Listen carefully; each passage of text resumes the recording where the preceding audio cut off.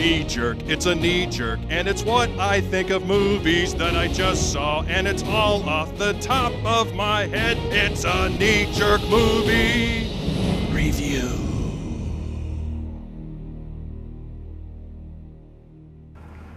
Well, there it is, the wonderful knee-jerk movie review theme. I'm Keith Austin. Here we are once again. Beautiful, sunshiny March afternoon, opening weekend for John Carter from Disney. Before we get to that, it's been a while, so let's check our mail from some of our knee-jerk fans. We've got here, here's one that says, love the knee-jerk movie review, please post more, thank you Keith. Here's one that says, my whole family gathers around the computer and enjoys the knee-jerk movie reviews and hangs on your every word, you're awesome.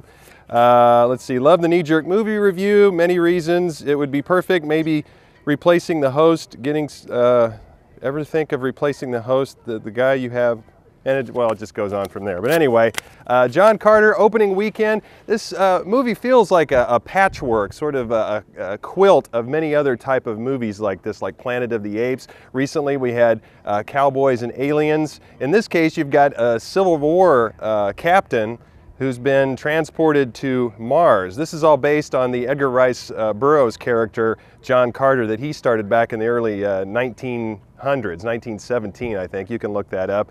The guy that's playing John Carter, Taylor Kitsch, don't worry, you're not going to remember this guy a year from now. I had to look up his name, never heard of the guy. He's kind of a cross between Johnny Depp and Jason Lee kind of a look. He's not really that impressive or compelling on screen.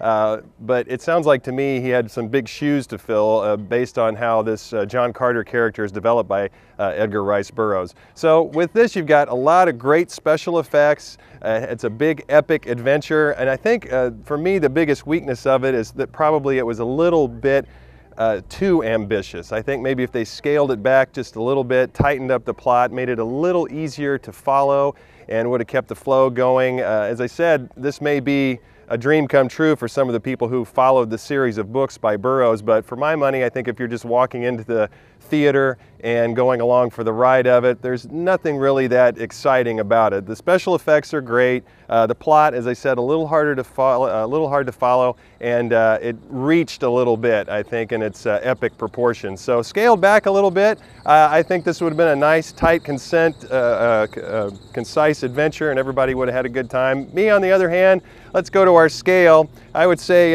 if a cartwheel in a field of daisies is our top one and stink eye is our bottom one, I'm going to be somewhere in the middle and give John Carter a polite nod for his efforts. And yes, there probably will be a sequel. I'm Keith Austin for Knee Jerk Movie Review, and we'll see you next time.